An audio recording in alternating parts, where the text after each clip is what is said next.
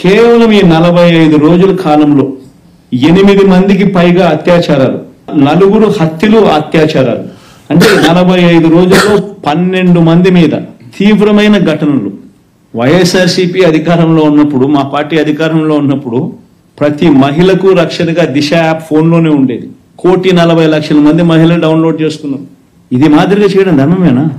ఈరోజు నిజంగా ఆంధ్రప్రదేశ్ అంటే అరాచకం, ఆటవిక పాలన, రెడ్ బుక్ పాలన. ఇది చూడండి ఒకసారి, సైడ్ ఒకసారి మీరు చూడండి, హోర్డింగ్ చూడండి ఒకసారి. ముఖ్యమంత్రి కొడుకు మంత్రి, క్యాబినెట్లో మంత్రి, ఏకంగా రెడ్ బుక్ అని చెప్పి తాను హోర్డింగ్ పెట్టి రాష్ట్ర వ్యాప్తంగా ఈ హోర్డింగ్ను పెడితే ఏం మెసేజ్ పంపిస్తా ఉన్నాం మనం పోలీసులకు? కేవలం రాజకీయంగా వీళ్ళతో విభేదిస్తున్నాం. తప్పేముంది? మీదో పార్టీ ప్రతిపక్షం అనేది లేకుండా ఎట్టపోతుందండి. రాష్ట్రంలో ఒకసారి గమనిస్తే ఏం జరుగుతుందని చెప్పి చూస్తే కేవలం ఈ 45 రోజుల కాలంలో 8 మందికి పైగా అత్యాచారాలు, 4. Okay, right sir. ఇది సార్ ఆయన ఆవేదన. ఇప్పుడు ఆయన ఆవేదన వ్యక్తం చేసుకునే హక్కు ఆయనకు ఉంది, కానీ అది మీడియా ముందు వ్యక్తం చేసి అసెంబ్లీ లోపలికి వెళ్ళకపోవడం యాక్సెప్టబుల్ కాదు. ఇప్పుడు మనకు మీరు మ్యాచ్ జరుగుతుంది, నేను గ్రౌండ్లో పోయి మ్యాచ్ ఆడాలి తప్ప నేను బయట ప్రెస్ కాన్ఫరెన్స్ పెడతా అంటే ఎట్లా వర్కౌట్ అవుతుంది? ఎందుకంటే ప్రజలు ఎన్నుకున్నటువంటి చట్టసభ అసలు సీసలు వేదిక. ఆడ బలం లేకపోవచ్చు, అవమానాలు ఉండొచ్చు, అవహేళనలు ఉండొచ్చు, హోదా ఇవ్వకపోవచ్చు. All said and done, still assembly the forum. ఇప్పుడు అసెంబ్లీలో అవకాశం ఇవ్వలేదు అనుకుందాం, అప్పుడు వాకౌట్ చేయొచ్చు. అసెంబ్లీ అయిపోయినాక వచ్చి మీడియాతో మాట్లాడచ్చు, అసెంబ్లీలో ప్రొటెస్ట్ చేయొచ్చు, మాకు అవకాశం ఇవ్వమని. So there are several parliamentary methods of protest. So అప్పుడు అసెంబ్లీలో మీరు మా మాట ఇంటలేరని చెప్పి అప్పుడు రావచ్చు. కానీ నేను అసెంబ్లీకే వెళ్ళను, బయట నా పాయింట్ ఆఫ్ వ్యూ చెప్తాను అంటే ఆ లెజిస్లేటివ్ సాంక్టిటీ డెమోక్రసీలో ఉన్నంతగా మిగతా చోటు ఉండదు. ఎస్, మీడియాతో మాట్లాడకూడదని నేను అంటలేను, ఆయన వర్షన్ ఆయన చెప్పుకునే హక్కు ఉంటుంది. మీడియానే కాదు, వివిధ కాన్స్టిట్యూషనల్ ఆఫీసెస్కి ఇప్పుడు గవర్నర్ కూడా లేఖ రాసినట్టున్నారు. గవర్నర్ కూడా లేఖ. సో గవర్నర్ ప్రసంగంలో ఉన్న అంశాలపైన గవర్నర్ లేఖ రాసినట్టున్నారు. గవర్నర్ ప్రసంగంలో ఉన్న అంశాలపైన అసెంబ్లీలో కదా చర్చించాల్సింది. ఇప్పుడు ఉదాహరణకు గవర్నర్ ఉభయ సభలను ఉద్దేశించి మాట్లాడతాడు, దాంట్లో గవర్నర్ ప్రసంగానికి ధన్యవాదాలు తెలిపే తీర్మానాన్ని తర్వాత పెడతారు. అసెంబ్లీ దాన్ని చర్చించి ఆ గవర్నర్కు ధన్యవాదాలు చెప్తారు. ఇది లెజిస్లేటివ్ ప్రోటోకాల్. ఇలా కాకుండా నేను గవర్నర్ ప్రసంగానికి ధన్యవాదాలు చెప్పే తీర్మానం గురించి మాట్లాడను, కావాలంటే రాజ్భవన్కి వెళ్ళి ధన్యవాదాలు చెప్తా అంటే కలవదు కదా. ధన్యవాదాలు చెప్పడం అంటే అదొక లెజిస్లేటివ్ ప్రొసీజర్. సో నేను ఇట్లెందుకు చెప్తాను, లేఖ రాసి గవర్నర్కి ధన్యవాదాలు చెప్తా, లేదా నేను మీడియా కాన్ఫరెన్స్ పెట్టి గవర్నర్కి ధన్యవాదాలు చెప్పడమో చెప్పకపోవడం చేస్తా అంటే కలవది. So there is a legislative procedure. ఆ లెజిస్లేటివ్ ప్రొసీజర్ను ఫాలో కావాల్సిన అవసరం ఉంటుంది. మరి ఈ సెషన్ అయితే వాషౌట్ లాగానే కనబడుతుంది. సో అందువల్ల అసెంబ్లీకి వెళ్ళాడు. సో ఈ లోపల నెక్స్ట్ టైం వరకు ఏం జరుగుతుందో చూడాలి. అందువల్ల అసెంబ్లీలో ఒక్క సభ్యుడిగా ఉన్నా కూడా వెళ్ళాలి. ఆ ఒక్క సభ్యుడైనా ప్రతిపక్ష వాయిస్ వ్యక్తం చేయాలి. ఎందుకంటే అసెంబ్లీలో నెంబర్ కాదు, assembly is not a collection of numbers. Assembly is a collection of views, collection of points of view. అంటే అసెంబ్లీ అనేది కేవలం ఎమ్మెల్యేలు సంఖ్య లెక్క మాత్రమే కాదు, భిన్నమైన దృక్పథాల అనేది అసెంబ్లీ వేదిక. ఇది నేను చెప్పడమే కాదు, సుప్రీంకోర్టు కూడా తీర్పులు అన్నట్టుంది. అపోజిషన్కి ఇంపార్టెన్స్ ఏంటంటే it represents A view different from that of the government. అంటే ప్రభుత్వానికి ఒక వ్యూ ఉంటుంది. ఇప్పుడు 175 మంది ఎమ్మెల్యేలు ఉన్నారు, 164 మందికి ఒకటే వ్యూ ఉంటుంది. ఇక రెండో వ్యూ రావాలి కదా. సో ప్రజాస్వామ్యం అంటేనే ప్లూరాలిటీ ఆఫ్ వ్యూస్, భిన్నమైన భావాల సంఘర్షణే ప్రజాస్వామ్యం. ఒకే వ్యూ ఉంటే అది ప్రజాస్వామ్యం ఎందుకైతే నిరంకుశత్వం అవుతుంది, ఒకే వ్యూ ఉంటే అది రాచరికం అవుతుంది, ఒకే ఉంటే టోటలిటేరియనిజం అవుతుంది. డెమోక్రసీ యొక్క అభిప్రాయమే, డెమోక్రసీ యొక్క లక్షణమే అనేక రకాల వ్యూస్. ఇప్పుడు ఆ డెమోక్రసీకి ఉదాహరణ ఒకప్పుడు దూరదర్శన్ మాత్రమే ఉండే. ఆ దూరదర్శన్లో ప్రభుత్వ వర్షన్ మాత్రమే వినబడేది. దాని మీద ఎంత పోరాటం జరిగింది. ప్రజాబాహుల్య ప్రసార సాధనాలకు స్వయం ప్రతిపత్తి, అటానమీ ఫర్ మాస్ మీడియా అని దానిపైన ఎమర్జెన్సీ కాలం నుంచి 90s వరకు పెద్ద ఉద్యమాలు నడిచాము. అలాంటి వాళ్ళు పుంకాలుగా వ్యాసాలు రాసాము. Autonomy for television and radio అని అదొక సబ్జెక్ట్ అప్పుడు. సో వర్గీస్ కమిటీ అని రకరకాల కమిటీలు వేశారు. So it was a big issue. ఎందుకంటే ప్రభుత్వ వాయిస్ ఒకటే టీవీ ద్వారా వెళ్ళేది. అప్పుడు 90s లిబరలైజేషన్ తర్వాత ప్రైవేట్ టెలివిజన్ ఎంటర్ అయింది. ఇవాళ ఇన్ని రకాల టీవీ ఛానళ్ళు ఎవరి వ్యూ వాళ్ళు చెప్పుకుంటారు, ప్రజలు నిర్ణయించుకుంటారు. కానీ ఎన్ని రకాల వ్యూస్ చెప్పడానికైనా అవకాశం ఉంది. అలాగే మీకు ఇవాళ డిజిటల్ మీడియా ద్వారా ఎన్ని రకాల వ్యూస్ అయినా చెప్పుకోవడానికి అవకాశం ఉంది. ఇన్ని పత్రికలు ఎందుకు ఇలా చేస్తారు? వేస్ట్ కదా, న్యూస్ ప్రింట్ ఒక పత్రిక కూడా చాలా అనొచ్చు కదా. అంటే అది అలాగే ప్రజాస్వామ్యం అంటేనే plurality of views, plurality of ideas, plurality of thoughts, plurality of political opinions. అందువల్ల అసెంబ్లీలో 164 మంది ఒక వ్యూ ఉంటే 11 మందికి ఒక వ్యూ ఉంది. ఆ రకంగా చూడాలి తప్ప నెంబర్ కాదు ఇక్కడ. సో అది అధికార పార్టీ అలాగే చూడాలి, విపక్ష పార్టీ కూడా అలాగే చూడాలి. మీ వ్యూకు భిన్నమైన వ్యూ మీరు ఎలో చేస్తారా, ఎలో చేయరా? మీరు ఆ నెంబర్తో సంబంధం ఏంటి? ఈవెన్ ఒక్కరే ఉంటారు ఎమ్మెల్యే, అప్పుడేంటి? సో ఒక్కరే ఉన్నా కూడా మీకు వ్యూ ఉండాలి కదా. ఇప్పుడు మన అజ్మల్ కసబ్ వాడు మన కళ్ళ ముందట మన వాళ్ళని చంపారు. కానీ ప్రజాస్వామ్య భారత రాజ్యాంగం ఏం చేసింది? వాడిని జైల్లో వేసి వాడు ఒక లాయర్ పెట్టుకోమంటే వాడు లాయర్ లేడు.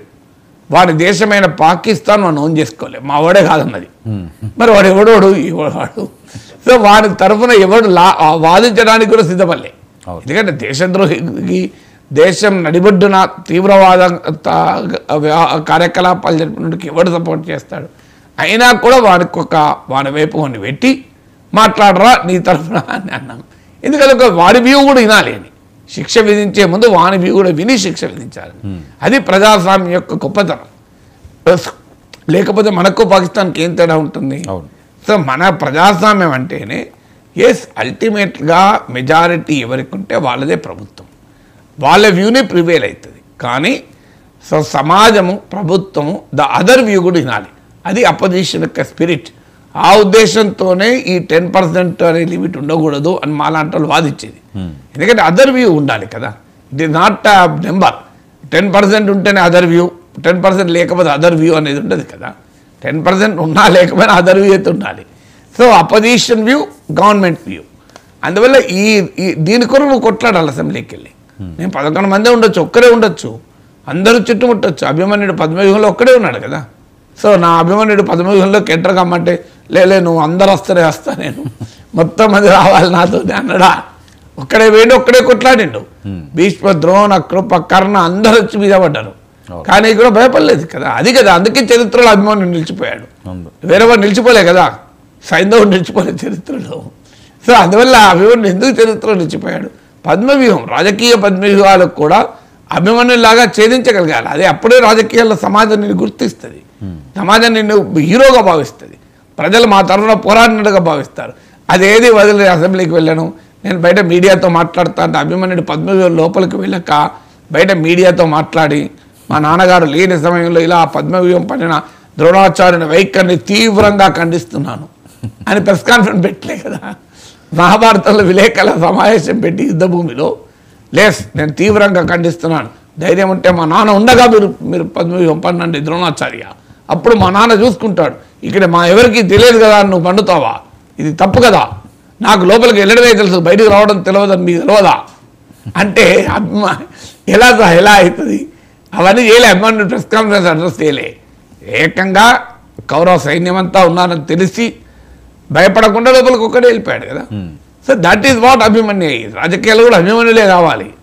సో అందువల్ల జగన్మోహన్ రెడ్డి అసెంబ్లీకి వెళ్ళకుండా బయట నువ్వు ఎన్ని ప్రెస్ కాన్ఫరెన్స్ పెట్టినా, ఎన్ని రాజ్భవన్లకు లేఖలు రాసినా, అది it doesn't get the legislative sanctity. Ultimately legislative institutions అనేది ఆ శాంక్టిటీ ఉంటుంది. అందుకే డెమోక్రసీకి ఆ ప్రత్యేకత. If it is not democracy okay.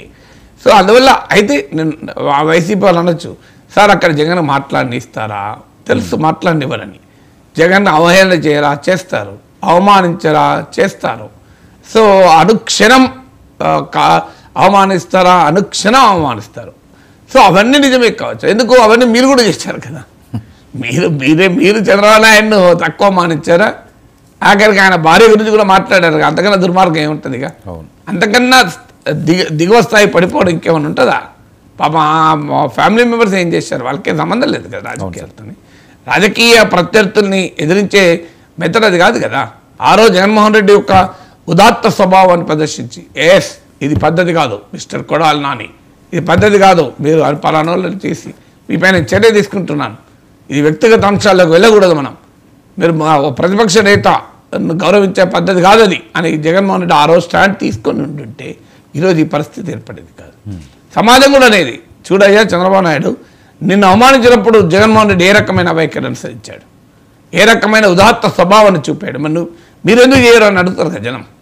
కానీ when you did not do it, you can't deserve it, you can't demand it కదా.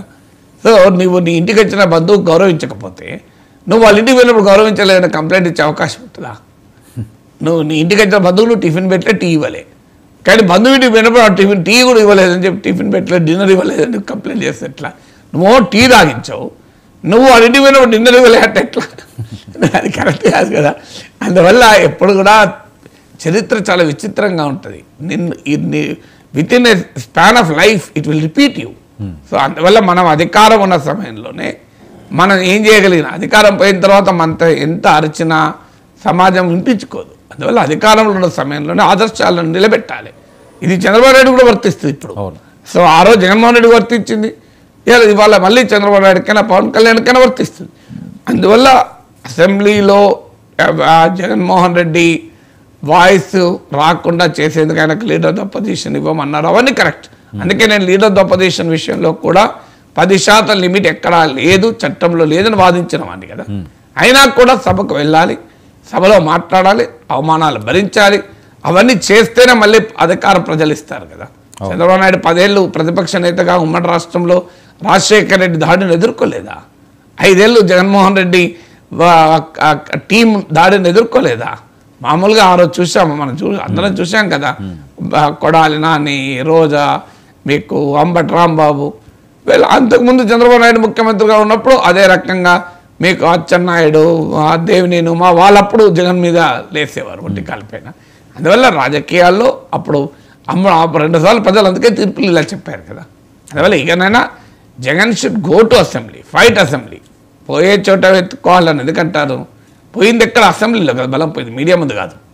రాజ్భవన్లో బలం పోలే, అసెంబ్లీలో పోయింది, అక్కడే వెతుక్కోవాలి. Yes, this is the standpoint. అందుకే ఒక రాజనీతి శాస్త్రవేత్త అంటాడు, the power of the opposition doesn't derive from the number it holds but the argument it brings అంటాడు. The power of the opposition is not by the number it holds but by the argument it put forth or argument it offers. అంటే ఒక ప్రతిపక్షం యొక్క గౌరవం ప్రజాస్వామ్యంలో దానికి ఉన్న సంఖ్యను బట్టి కాదు, అది చెప్తున్న వాదనను బట్టి ఉంటుంది, అది చేస్తున్న వాదనను బట్టి ఉంటుంది. అందువల్ల నీ వాదన బలంగా ఉంటే అసెంబ్లీ లోపల ప్రజా సమస్యలు ఇవ్వనెత్తు, అది కూడా రాజకీయ సమస్యలు పక్క పెట్టు. జగన్మోహన్ రెడ్డి కంప్లీట్ ఫోకస్ మా వాళ్ళని చంపారు, మా వాళ్ళ పైన అత్యాచారాలు జరిపారని వాళ్ళంటారు. ఆ 36 మంది పేర్లు చెప్పిన వాళ్ళంటారు. అయ్యా, జగన్మోహన్ రెడ్డి స్ట్రాటజీలో ఉన్న లోపం ఏంటంటే పొలిటికల్ వయలెన్స్, తన వారిపైన అటాక్స్, దాడులు, వాటిని ఆయన మాట్లాడకూడదని నేను అంటలేను. వైఎస్ఆర్ కాంగ్రెస్ నాయకుడిగా దాన్ని రిప్రజెంట్ చేయకుండా, దాన్ని మాట్లాడకపోతే ఆయన పార్టీ నిలబడదు, పార్టీ ఆయన నాయకత్వాన్ని పైన విశ్వాసం ఉండదు. కానీ ఫైట్ ఆన్ పబ్లిక్ ఇష్యూస్, అసెంబ్లీకి వెళ్ళి మహిళలకు ఉచిత రవాణా ఎప్పుడు మొదలవుతుంది? మహాలక్ష్మి మీరు మా ప్రతి మహిళకు 1500 ఏదో ఎంతో ఇస్తా అన్నారు కదా. సో అది ఎప్పుడు ఇస్తారు? ఇది కదా అడగాల్సింది. సో మీరు 20 లక్షల ఉద్యోగాలు ఇస్తామన్నారు, మీ వైట్ పేపర్లు దాని మీద పెట్టండి.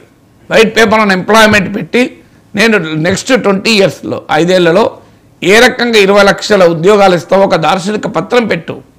మీరు ఆర్థిక వ్యవస్థను గాడిన పెట్టి సంపద సృష్టిస్తానన్నారు కదా, నెక్స్ట్ 5 ఇయర్స్లో ఎలా సంపద సృష్టిస్తారో వైట్ పేపర్ పెట్టు. మీరు కేంద్రం నుంచి సహకారాన్ని తీసుకొని సూపర్ 6 అమలు చేస్తామన్నారు కదా, కేంద్రం నుంచి 5 ఏళ్లలో ఏం రాబోతుంది, ఎలా రాబోతుంది, ఎంత చేస్తారో ఒక వైట్ పేపర్ పెట్టు. కేంద్రం విభజన చట్టాన్ని ఏ మేరకు అమలు చేసిందో ఓ వైట్ పేపర్ పెట్టండి. ఇది కదా చేయాల్సింది. ఆంధ్రప్రదేశ్ను ఒక $1 ట్రిలియన్ ఎకానమీగా ఎలా డెవలప్ చేయాలో వైట్ పేపర్ పెట్టండి. ఇది కనుక అడిగి ఉంటే సభలో జగన్మోహన్ రెడ్డి గౌరవం ఔన్నత్యం పెరిగేది. ప్రతిపక్ష నేతగా. సో అది కాకుండా నీవు అసెంబ్లీకి వెళ్ళకపోతే ఎస్ ప్రభుత్వ వైట్ పేపర్లు ప్రభుత్వానికి ఉంటాయి, నువ్వు వైట్ పేపర్ పెట్టు. సో నువ్వు అడుగు, లేదు వైట్ పేపర్కు ఇది కాదయ్యా వైట్ పేపరు, మీరు ఈ వైట్ పేపర్లు ఎప్పుడు ఉంటాయి, మమ్మల్ని బ్లేమ్ చేసి ఎంతకాలం ఉంటారు, మేము మంచో చెడో ఏదో చేసాం, మాకు ప్రజలు తీర్పు చెప్పారు, ప్రజలు మాకు శిక్ష విధించారు, నీ వైట్ పేపర్లు అంతకన్నా ఎక్కువ శిక్ష విధిస్తాయా? ప్రజలు ఆల్రెడీ వైట్ పేపర్ ఇచ్చారు కదా, ప్రజలు ఎన్నికల్లో ఇచ్చిన తీర్పును మించిన వైట్ పేపర్ ఇంకోటి లేదు. వాళ్ళు తెల్ల వైట్ పేపర్లో శ్వేతపత్రంలో చెప్పారు కదా తీర్పిచ్చి, ఇంకా తీర్పే ఉంటుంది. సో ఇంకా ఏ వైట్ పేపర్ కూడా జగన్మోహన్ రెడ్డి అంతకన్నా దోషిగా నిలబెట్టదు. 11 సీట్లు ఇచ్చిన ప్రజల వైట్ పేపర్ కన్నా ఏ వైట్ పేపర్ కూడా ఇంతకన్నా దోషిగా నిలబెట్టదు కదా. అయిపోయింది కదా, now come on let us move forward. మీరు 20 లక్షల ఉద్యోగాలు ఇస్తానన్నారు, ఎలా ఇస్తారో చెప్పండి. మీరు రాష్ట్రాన్ని సంపద సృష్టిస్తున్నారు, ఎలా సృష్టిస్తారో చెప్పండి. లేదు మీ 45 రోజుల్లో ఎన్ని అప్పులు చేశారో వైట్ పేపర్ పెట్టండి. ఈ 45 రోజుల్లో అప్పులు ఎన్ని చేశారో చేయలేదో చెప్పండి. ఇది అడగాల్సింది ఇది కదా. సో కేంద్రం నుంచి ఏమొస్తుందో చెప్పండి అని. ఇవన్నీ వదిలేదు నేను ప్రెస్ కాన్ఫరెన్స్ పెడతాను, నేను విమర్శిస్తానంటే that's left Jaganmohan Reddy. Sir మరొక అంశం ఇదే, రాజకీయ నాయకుడు అన్నవాడు భయపడకూడదు, ప్రజాస్వామ్యంలో తేల్చుకోవాలి, అసెంబ్లీలో ప్రజల కోసం గలం విప్పాలి. సో ఆ పరిస్థితి అయితే జగన్మోహన్ రెడ్డి గారు చేయట్లేదు. ఒక అంశం ఏంటంటే అందరూ మాట్లాడేది జగన్మోహన్ రెడ్డి గారు భయపడే క్యారెక్టర్ అని, మరొక అంశం పవన్ కళ్యాణ్ గారు నిండు సభలో భయపడి పారిపోయారు వీళ్ళు అని చెప్పి ఆయన కామెంట్ చేయడం. అంటే ఇలా భయపడడం అనే చర్చ కాదు, దానికి జగన్మోహన్ రెడ్డి ఎందుకు అసెంబ్లీకి వెళ్ళలేదు అనేది ఆయన మానసిక విజ్ఞాన విశ్లేషణ, సైకాలజీ అనాలిసిస్ చేయాల్సిన వల్ల ఉపయోగం లేదు. I can't speak psychology, I can only speak politics. So భయపడి పారిపోయాడా, అవహేళన చేస్తారని పారిపోయాడా, అవమానాలు ఉంటాయని పారిపోయాడా, అవకాశం ఇవ్వలేదని రాలేదా, సో అవకాశం రాదని రాలేదా, ప్రతిపక్ష హోదా ఇవ్వలేదు కనుక అవకాశం ఇవ్వరని రాలేదా, ఏదన్నా పేరు ultimately the answer is the same కదా, ఫలితం ఇస్ ద సేమ్. నువ్వు దానికి ఏదైనా పెట్టు, భయపడేది ఏమన్నా చంపుతారా కొడతారా, కానీ ఏం భయపడితే చంపుతారా కొడతారా, ఏం చేయరు కదా. అసెంబ్లీకి వెళ్తే భయం ఎప్పుడు మనిషికి ప్రాణం పోతుందంటే భయం, కొడుతానంటే భయం, అంతే కదా. ఇక దేనికి భయం ఉంటుంది చెప్పండి. సో అది కాదు, భయం కాదు. ఆయన ఏంటంటే ఆడ అవమానంగా ఉంటుంది, వీళ్ళు ఎలాగో నన్ను ఎలో చేయరు, నా పైన దాడి చేస్తారు, మూకుమ్మడిగా వాళ్ళకి 164 ఉన్నారు, నాకు 11 ఉన్నారు అనేటువంటి డైమెన్షన్ తప్ప భయంతో అసెంబ్లీకి వీళ్ళ భయం పడడానికి ఏముంది అక్కడ. వ్యక్తిగా భయము పడకపోవడం అంటూ ఉండదు. అంటే పవన్ కళ్యాణ్ చెప్పేది అంటే మేము రాజకీయంగా ఎక్స్పోజ్ చేస్తాం కనుక దాన్ని తట్టుకొనేగల శక్తి లేక వెళ్ళిపోయాడని. సో కానీ వాస్తవం ఏంటి అంటే అందరికీ తెలుసు, అక్కడ అవకాశం ఇవ్వరు, అవమానిస్తారు, అవహేళన చేస్తారు. సో ఆ అవమానాలు అవహేళనను ఎందుకు భరించాలి అనేటువంటి ధోరణి. కానీ వెళ్ళాల్సింది ఎందుకు అంటే you ask for your own white paper అనే పాయింట్. అది వాళ్ళు వైట్ పేపర్ పెట్టే దానికి కౌంటర్ చేయి. ఇప్పుడు వాళ్ళు ఇన్ని లక్షల అప్పులు చేశారంటున్నారు, నీ ప్రజెంటేషన్లో కౌంటర్ చేయి. అసెంబ్లీలో చేయాలనుకోండి, బయటకు వచ్చి చెప్పు, అసెంబ్లీలో చేయాలి. ఇప్పుడు నీ 5 ఏళ్ళ ఇవన్నీ 5 ఏళ్ళ జగన్మోహన్ రెడ్డి ప్రభుత్వం పైన వైట్ పేపర్స్ కదా. సో నీ ప్రభుత్వం ఒక వర్షన్ పెట్టింది, మీ వర్షన్ చెప్పు, మద్యంలో అది అన్యాయం జరగలేదని. ఇప్పుడు బయట చెప్పింది అదే. ఇప్పుడు ఆయన బయట ఒక వాదన చేశాడు, ఉదాహరణకు లిక్కర్ విషయమే. మద్యం పైన ఏమన్నాడు, అసెంబ్లీలోమో మద్యం మీద వైట్ పేపర్లో చదవడం అన్నాడు, ఏమన్నాడు, ఇదేదో boom super boom boom boom boom ఇంకే సుపీరియర్ బూమ్ ఇలాంటి బ్రాండ్లు పెట్టారు, ఊరు పేరు లేని బ్రాండ్లు. తాను ముఖ్యమంత్రిగా వైదొలిగినాడు పాపులర్ టాప్ బ్రాండ్స్ ఉండే, ఇప్పుడు అవి జీరో అయ్యి ఈ బూమ్ బూమ్ బ్రాండ్స్ వచ్చాయని నేను ఆరోపణ నిర్దిష్టంగా వైట్ పేపర్లో చెప్పారు, సీఎం ముఖ్యమంత్రి చెప్పారు. దానికి జగన్మోహన్ రెడ్డి చెప్పాడు, బయట చెప్పాడు, మేము చంద్రబాబు నాయుడు పాలనలో అదే డిస్టిలరీస్ నుంచి సప్లై అయింది, మేము అధికారంలో ఉన్నప్పుడైనా అదే డిస్టిలరీస్, మార్పు లేదు. ఈ 45 రోజుల్లో కూడా అదే డిస్టిలరీస్, ఓకే, డిస్టిలరీస్లో మార్పేం లేదు అని ఆయన ఒక వర్షన్ చెప్పాడు. సో అదే వర్షన్ అసెంబ్లీలో చెప్పు, అయ్యా నువ్వు వైట్ పేపర్ పెడుతున్నావు, నేను ఇంకో పలానా డిస్టిలరీస్ నుంచి లిక్కర్ గవర్నమెంట్ సప్లై చేయించింది, నువ్వు మరి అదే డిస్టిలరీసా కాదా చెప్పు. అదే డిస్టిలరీస్ ఎందుకు ఉంటే మరి భూమే కదా అది కూడా అని చెప్పు. తర్వాత ఇంకో ఆర్గ్యుమెంట్ ఏం పెట్టాడు జగన్ అంటే, మేము అధికారంలోకి వచ్చేటప్పటికి ఇన్ని షాపులు ఉండే, ఆ షాపులు ఇంతకు తగ్గించాము. ఇన్ని బెల్ట్ షాపులు ఉండే, దాన్ని మొత్తం తొలగించాము. మేము ధరలు పెంచి మద్యం వినియోగాన్ని నియంత్రించాము. ఇవన్నీ చెప్పారు. అది ఆ డేటానే చెప్పి అసెంబ్లీలో. అయ్యా నువ్వు 2019లో మీరు ముఖ్యమంత్రిగా దిగే సమయంలో ఇన్ని మద్యం షాపులు ఉంటాయి కాదంటారా? చెప్పండి, లెక్క చెప్పండి. నా దగ్గర ఉన్న లెక్క నేను చెప్తున్నా, తప్పో చెప్పండి అని ధీటుగా ఎదుర్కోవాలి కదా. అఫ్కోర్స్ మైకులు కట్ చేస్తారు, అరుస్తారు, అవమానిస్తారు. 164 మంది వాళ్ళు ఉన్నప్పుడు ఎట్లా జరుగుతుంది కదా, 11 మంది ఇల్లు ఉన్నప్పుడు అవన్నీ ఎలాగ జరుగుతాయి. బట్ అదంతా జనం చూస్తారు కదా. సో జనమే అంటే ఇది ఓన్లీ వన్ వే వర్షన్. ప్రతిపక్ష నేత వర్షన్ అవకాశం ఇస్తలేరు. ఆ ప్రభుత్వ వాదనలో బలం ఉంటే మరి ఎందుకు భయపడతారు? అప్పుడు రివర్స్లో ప్రభుత్వాన్ని ప్రశ్నించారు, మీరు ఎందుకు భయపడుతున్నారు జగన్మోహన్ రెడ్డికి అవకాశం ఇవ్వక అని. జగన్మోహన్ రెడ్డి మాట్లాడినవ్వక ఎందుకు భయపడుతున్నారు అని అనేవాళ్ళు కదా. అందువల్ల అల్టిమేట్గా సమాజం ఇది చూస్తుంది కదా. సో నేను కంటెస్టేషన్ అనేది ఇంకెక్కువ చూస్తారు. ఇప్పుడు ప్రెస్ కాన్ఫరెన్స్ పెడితే చూసిన దానికన్నా అసెంబ్లీలో వాదన ఇంకెక్కువ చూస్తారు కదా. సో అందువల్ల assembly the right forum to fight. అయితే ఆ సమస్య ఏంటి అంటే దాన్ని భరించగలగాలి. అంటే ఏ అసెంబ్లీలోనైతే 151 మంది ఎమ్మెల్యేల బలంతో ఒక ఏకఛత్రాధిపత్య చక్రవర్తిగా వెలుగొందాడో అదే అసెంబ్లీలో 11 మంది సభ్యులతో ఒక నెగ్లిజిబుల్ ప్రజెన్స్తో ఉండడం అనేది భరించలేకపోతుంది. ఈ చేంజ్ రియాలిటీని యాక్సెప్ట్ చేయలేక, కానీ యాక్సెప్ట్ చేయాల్సిందే ప్రజాస్వామ్యంలో. నిన్న కేసీఆర్ అసెంబ్లీకి పోతే అసలు బడ్జెట్ కన్నా ఎక్కువ కేసీఆర్ మీద చర్చ పెట్టారు. ఎందుకు పెట్టారు? 10 ఏళ్ళు ముఖ్యమంత్రి, లాంగ్ పీరియడ్ కదా 10 ఏళ్ళు అంటే. 10 ఏళ్ళు ముఖ్యమంత్రి, తెలంగాణ వచ్చినప్పటి నుంచి ఆయనే అంత టవరింగ్ లీడర్. ఆయన సభకు వచ్చి ప్రతిపక్ష నాయకుడిగా ముఖ్యమంత్రిగా ఎవరెదురుగా ఎవరినైతే తాను ఓటుకు నోటు కేసులో జైల్లో పెట్టాడో, ఎవరినైతే తన హయాంలో అసెంబ్లీ నుంచి సస్పెండ్ చేశారో, ఎవరినైతే పట్టుబట్టి కొడంగల్లో అసెంబ్లీలో ఎలక్షన్లో 2008లో ఓడించారో అతను ముఖ్యమంత్రి స్థానంలో కూర్చుంటే రేవంత్ రెడ్డి గౌరవనీయులైన ముఖ్యమంత్రి అనాల్సి వచ్చింది. ఇది కేసీఆర్ భరించలేని వంశమే, కానీ భరించిండు కదా. భరించిండు, వచ్చి మీడియా ఫస్ట్ టైం 10 ఏళ్లలో మీడియా పాయింట్కి వచ్చాడు. కానీ అసలు మనం ఊహించలేము మీడియా పాయింట్ కేసీఆర్ వచ్చిందంటే. అందుకే అంత ఫోకస్ వచ్చింది. But that is the beauty of democracy. ప్రజాస్వామ్యం యొక్క గొప్పతనం అదే. ఆయన చంద్రబాబు నాయుడు 14 ఏళ్ళు ముఖ్యమంత్రిగా ఉన్నాడు. ఆయన రాలేదు అసెంబ్లీకి. అసెంబ్లీకి వచ్చి మీరు ముఖ్యమంత్రిగా ఉన్న జగన్మోహన్ రెడ్డి ముఖ్యమంత్రిగా ఉన్న సమయంలో ఆయన ఎదురు కూర్చోలేదా? సో ఈయన 5 ఏళ్ళు ముఖ్యమంత్రి అంటే 14 ఏళ్ళ ముఖ్యమంత్రి కదా. వయస్సులో కానీ, పొలిటికల్ స్టేచర్లో కానీ, పొలిటికల్ ఎక్స్పీరియన్స్లో కానీ చంద్రబాబు నాయుడు వే హెడ్ కదా. తన తండ్రితో రాజకీయం చేసిన వ్యక్తి కదా. సో రాజశేఖర్ రెడ్డితో రాజకీయం చేసిన వ్యక్తి కదా. సో ఆయన రాజశేఖర రెడ్డి కదా, అటల్ బిహారీ వాజ్పేయి, మీకు అలాంటి నాయకులతో రాజకీయం చేసిన అతను కదా. భారతదేశంలో national front, United front, NDA ఇలాంటి కూటములతో వ్యవహరించిన జాతీయ స్థాయి రాజకీయ గుర్తింపు ఉన్న నాయకుడు. ఆంధ్రప్రదేశ్ ఉమ్మడి రాష్ట్రానికి 9 ఏళ్ళు, విభజిత రాష్ట్రానికి 5 ఏళ్ళు ముఖ్యమంత్రిగా ఉన్న వ్యక్తి మీ ఎదురుగా కూర్చున్నాడు కదా, నీ ఎదురుగా. But that is accepted the reality కదా. ఆయన మాట్లాడదు ఎవరు స్పీకర్లో చంద్రబాబు నాయుడు దగ్గర మంత్రిగా ఉన్న అతను స్పీకర్ సీట్లో. తమ్మినేని సీతారాం చంద్రబాబు నాయుడు దగ్గర మంత్రిగా పనిచేశారు. అలాంటి తన దగ్గర మంత్రిగా పనిచేసిన వాడు తను అవమానిస్తుంటే, తనకు మైక్ కట్ చేస్తుంటే అధ్యక్ష అని ఆయన గౌరవిస్తూ మాట్లాడాల్సి వచ్చింది. తన దగ్గర మంత్రిగా పనిచేసే వ్యక్తి. సో అలాంటి దాన్ని కూడా ఆ అవమానాలన్నీ దిగమింగాడు కనుక మళ్ళీ ముఖ్యమంత్రి అయ్యాడు. బట్ అది that it self is democracy అనేది.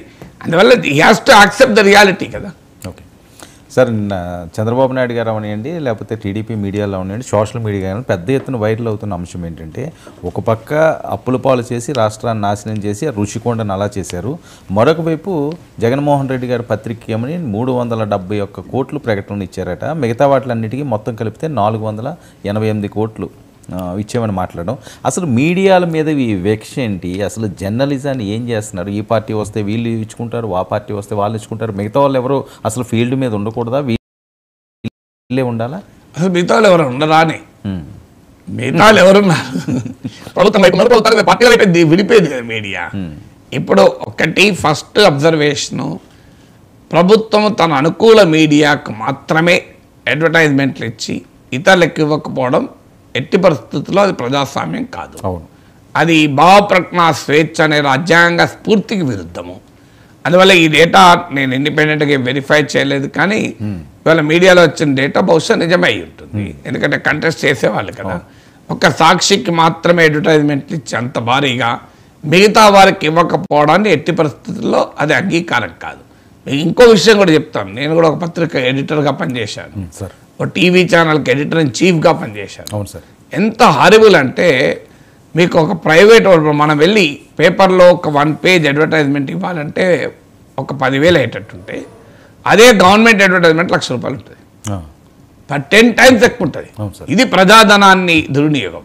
ప్రజాధన దుర్వినియోగం కాదు, ఇది ప్రమాదకర ప్రజాస్వామ్యానికి. ఎందుకంటే అంత భారీ ఎత్తున ఒక రకంగా ప్రభుత్వం డబ్బులు ఇచ్చి మీడియాను కొనడమే. అందువల్ల అంత 10 టైమ్స్ ఎక్కువ ఉంటుంది. ఇక గవర్నమెంట్ ఏ రకంగా గవర్నమెంట్ అడ్వర్టైజ్మెంట్స్కు ధైర్యంగా ఎవరు ఎదుర్కోగలరు? సో అందువల్ల ప్రాక్టికల్గా మీడియాను తన చేతుల్లో పెట్టుకోవటానికి అడ్వర్టైజింగ్ను గవర్నమెంట్స్ ఒక ఆయుధంగా వాడతాయి. అందువల్ల ప్రభుత్వము అలా సాక్షికి ఒక రకంగా, మిగతా పత్రికలకు ఒక రకంగా అడ్వర్టైజ్మెంట్ ఇవ్వడం ఎట్టి పరిస్థితుల్లో అంగీకారం కాదు. కానీ మీరు ప్రభుత్వాన్ని ఆనాడు ప్రభుత్వంలో ఉన్న వైసీపీని అడిగారు అనుకోండి, మేము ప్రభుత్వం తరఫున అడ్వర్టైజ్మెంట్ ఇస్తాం. మా ప్రభుత్వాన్ని రోజు ఉద్దేశపూర్వకంగా తిట్టే పత్రికలకు మేము ఎందుకు ఇవ్వాలి అని అంటారు. అదే నా ఆబ్జెక్టివ్. ఇటీవల నరేంద్ర మోడీ అన్నాడు కదా, మీడియా మారిపోయింది, ఆబ్జెక్టివ్గా మీడియా ఎక్కడ ఉంది అన్నాడు ఆయన. అసలు రాజకీయంగా విడిపోయిన మీడియా కదా. సో రాజకీయంగా విడిపోయిన మీడియాకు, మమ్మల్ని రోజు తిడుతున్న మీడియాకు మేము ఎందుకు డబ్బులు ఇవ్వాలి? అడ్వర్టైజ్మెంట్ ఇచ్చేది ఏంటి? ప్రచారం కొరకు కదా. మీరు ఒక ఈ వాటర్ బాటిల్ అడ్వర్టైజ్మెంట్ ఇస్తారు. ఈ వాటర్ బాటిల్ గురించి చెడుగా రాసిన పత్రికలు ఇస్తే ఏమొస్తుంది? మేము ఇచ్చే అడ్వర్టైజ్మెంటే ప్రచారం కొరకు. ప్రభుత్వానికి ప్రభుత్వ ప్రచారం కొరకు అడ్వర్టైజ్మెంట్ ఇస్తారు. ప్రభుత్వం నిందించే పత్రికలకు అడ్వర్టైజ్మెంట్ ఇవ్వాలని వాళ్ళు అంటారు. ఆర్గ్యుమెంట్ నిజమాబద్ధమా కాదు. ఫండమెంటల్ పాయింట్ ఏంటంటే మీడియా కూడా ఆలోచించాలి. ఆబ్జెక్టివ్గా లేకుండా ప్రభుత్వాన్ని ఆబ్జెక్టివ్గా ఉండమని అడిగే హక్కు ఉందా నీకు?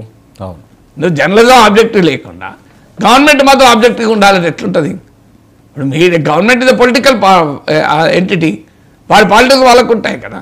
ఇప్పుడు ఉదాహరణకు చంద్రబాబు నాయుడు ప్రభుత్వమే ఉంది. సాక్షికి ఆంధ్రజ్యోతికి సమానంగా యాడ్స్ ఇస్తారా? ఈవెన్ సర్క్యులేషన్ ప్రకారం ప్రోరేటా బేసిస్ నేను ఇస్తారా? ఈనాడు జ్యోతికి కాకుండా సాక్షి కూడా ఈక్వల్గా ఇస్తారా? ఇవ్వమనండి. ఇచ్చేప్పుడు దాన్ని ప్రశ్నించవచ్చు. చూడండి, మేము సాక్షి కూడా ఇచ్చాము అడ్వర్టైజ్మెంట్లు, మా నిజాయితీ చూడండి అని అడగచ్చు. మరి ఆ డేట్ మీరు ఇప్పటి వరకు 40 రోజులు 5 గంటలకు ఇప్పుడు చెప్పలేము. సో అందువల్ల ఇప్పుడు సాక్షికి అడ్వర్టైజ్మెంట్లు అదే ప్రాతిపదికగా, అంటే సర్క్యులేషన్ ప్రాతిపదికగా ప్రోరేటాలు ఇవ్వాలి కదా. సో సాక్షి పేపర్కు టీవీకి ఇస్తారా? సో అంటే అర్థం మరి ఎందుకు ఇవ్వరు? సాక్షి జగన్ మీడియా, దానికి ఎందుకు ఇస్తామంటారు కదా. వాళ్ళు కూడా అదే అంటారు, మా జగన్ వ్యతిరేక media. Okay, Chandrababu Naidu media అంటే వెంటనే రాధాకృష్ణ ఓపెన్ హార్ట్ విత్ ఆర్కేల్ నా మీద విరుచుకబడతారు. సారీ, వీకెండ్ కామెడీ విత్ ఆర్కేల్ విరుచుకబడతారు ఇవాళ సాయంత్రమే. సో ప్రొఫెసర్ నాగేశ్వర్ ఎలా అంటాడు మమ్మల్ని అని. సో బట్ అది ఒకసారి విరుచుకబడ్డారు కనుక చెప్తున్నా. ఏమండి ఇంతకుముందు విసుగబడ్డాడు కదా ఒకసారి. సో ఖలీల్ జిబ్రాన్ కవితలు చెప్తూ తటస్థుడని చెప్పుకునే నాగేశ్వరుడు ఒకసారి విసుగబడ్డాడు. But still I respect him. Is a very good journalist, దాంట్లో డౌట్ లేదు. పవర్ఫుల్ న్యూస్ సెన్స్ ఉన్న జర్నలిస్ట్, మంచి మిత్రుడు. సో బట్ హ్యూమరస్గా చెప్తున్నా. సో అందువల్ల నేనేమి ఆంధ్రజ్యోతి అన్ని తెలుగుదేశం పత్రికలు అంటలేను. బట్ ఖచ్చితంగా జగన్ను తీవ్రంగా ప్రశ్నించిన పత్రిక మీడియా. ఈ డిస్క్రిప్షన్కి అయితే I'm sure Radhakrishna will not disagree. జగన్ను తీవ్రంగా ప్రశ్నించిన మీడియా కదా. సో జగన్ను తీవ్రంగా ప్రశ్నించినటువంటి మీడియాకు జగన్ ప్రభుత్వం యాడ్స్ ఇవ్వలేదు. చంద్రబాబు నాయుడు తీవ్రంగా ప్రశ్నించే మీడియాకు చంద్రబాబు నాయుడు యాడ్స్ ఇస్తాడా? ఇవ్వమని అడుగుతారా? ఈయన ఆంధ్రజ్యోతిలో కూడా సంపాదకీయం రాసి మా పట్ల, సాక్షి పట్ల సమదృక్పథం ఉండాలి చంద్రబాబు నాయుడుకు అని రాస్తారా? ఇప్పుడు ఓపెన్ హార్ట్ డార్క్ ఇవాళ ఈవినింగ్ వస్తుంది కదా, అందులో రాయాలి సాక్షి అయినా ఆంధ్రజ్యోతి అయినా చంద్రబాబు వివక్ష చూపకూడదు, గతంలో జగన్ చేసింది ఇదే, ఆ తప్పు మీరు చేయకూడదు అని రాస్తే నాకు అభ్యంతరం లేదు. అలా రాయాలి. ఇప్పుడు ఉదాహరణకు జగన్మోహన్ రెడ్డి ఉన్నాక ఏం చేశారు? TV5 ABNల పైన అప్రకటిత నిషేధం ఆంధ్రప్రదేశ్లో. నేను TV5 ఛానల్లో కూర్చొని విమర్శించింది తప్పని. ఇది తప్పు. ప్రజాస్వామ్యం ఆ టీవీ ఛానళ్ళు ప్రభుత్వాన్ని ఉద్దేశపూర్వకంగా వ్యతిరేకిస్తున్నాయనే ఆరోపణ ఉన్నప్పటికీ still you should allow the media. ఇది నా స్టాండ్. TV9 పైన కేసీఆర్ ప్రభుత్వం ఆంక్షలు పెట్టినప్పుడు అసెంబ్లీలో కేసీఆర్ అన్ని పార్టీల ఎమ్మెల్యేలు ఎమ్మెల్సీల మీటింగ్ పెట్టాడు. ఆడ TV9 పైన 2014లో నేను తీవ్రంగా నేను రేవంత్ రెడ్డి వ్యతిరేకించింది. మేమిద్దరమే గట్టిగా వ్యతిరేకించాం, ఇది పద్ధతి కాదు అని. సో ఆ సభలో వ్యతిరేకించాం మేము. అంటే సీఎం అసెంబ్లీలో మీటింగ్ పెడితే సో మేమిద్దరమే ఇది పద్ధతి కాదు. TV9 అప్పటికి నన్ను పిలవక 10 ఏళ్ళైంది. TV9 అప్పటికి నన్ను ఏ ప్రోగ్రాంకు పిలవక 10 ఏళ్ళైంది. అయినా నేను ఆడ TV9 ఇష్యూ కాదు. పోనీ ఇప్పుడు ఏదో నేను రోజు పోతున్న ఛానల్ నాకేదో వెస్టెడ్ ఇంట్రెస్ట్ ఉంది అంటే అది కూడా కాదు కదా. అప్పటికి నన్ను 10 years నేను TV9 పిలవక స్టిల్ ఇప్పటికి నేను TV9 రాను పెద్దగా. ఎందుకంటే నేను ఓన్లీ డిబేట్లో కూడా మానేశాను. 1-to-1కే వస్తాను, టైం వేస్ట్ అని. TV9 వాళ్ళ పాలసీ ప్రకారం 1-to-1 పెట్టరు. అయినా కూడా డిఫెండెడ్ TV9. ఎందుకు? ప్రజాస్థానం TV9 ABN TV5 అని ఉండదు. కానీ ఆ రోజు TV5 ABNల పైన అప్రకటించింది. ఇప్పుడు ఏమున్నది మళ్ళీ? ఇప్పుడు సాక్షి పైన, TV9 పైన, NTV పైన, 10TV పైన అప్రకటిత నిషేధం. తేడా ఏమున్నది? సో అందువల్ల ఏ ప్రభుత్వం ఉంటే ఆ ప్రభుత్వం అలాగే వ్యవస్థ ఎట్లా. సో అప్పుడైనా ఇప్పుడైనా నా స్టాండ్ ఒక్కటే, మీడియా ఆబ్జెక్టివ్గా ఉండాలి, ప్రభుత్వం ఆబ్జెక్టివ్గా ఉండాలి. ప్రభుత్వం ఆబ్జెక్టివ్గా ఎందుకు ఉండాలి? ప్రభుత్వం రాజ్యాంగం పైన ప్రమాణం చేసే అధికారంలోకి వచ్చింది కనుక. సో ప్రభుత్వం ఆబ్జెక్టివ్ ఉండాలి. మీడియా కూడా ప్రభుత్వాన్ని ఆబ్జెక్టివ్గా ఉండమని అడిగే హక్కు మీడియాకి ఎప్పుడు వస్తుంది? తాను ఆబ్జెక్టివ్గా ఉంటే వస్తుంది. సో మీరు నా విశ్లేషణలో చూడండి. ఒక అంశంలో జగన్ తప్పన్నాడు, ఒక అంశంలో చంద్రబాబు నాయుడు తప్పన్నాడు, ఒక అంశంలో ఇద్దరు తప్పన్నాడు, ఒక అంశంలో ఇద్దరు రైట్ అనొచ్చు. ఇప్పుడు ఇద్దరు కలిసి కేంద్ర ప్రభుత్వానికి ప్రత్యేక హోదా వదిలేసి 10 ఏళ్ళుగా మద్దతు ఇవ్వడం తప్పన్నాను, ఇద్దరిని తప్పన్నాను.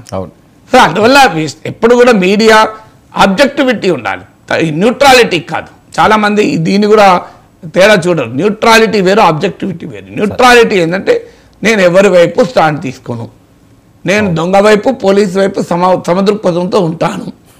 మంచి చెడు రెండింటి మధ్య సమదృక్పథంతో ఉండడం అనేది న్యూట్రాలిటీ. మంచిని మంచి, చెడుని చెడు అని నిర్ద్వందంగా చెప్పగలడం ఆబ్జెక్టివిటీ. అందువల్ల మీడియా ఆబ్జెక్టివ్గా ఉండకుండా ప్రభుత్వాన్ని ఆబ్జెక్టివ్గా ఉండమని అడిగితే ఎట్లా?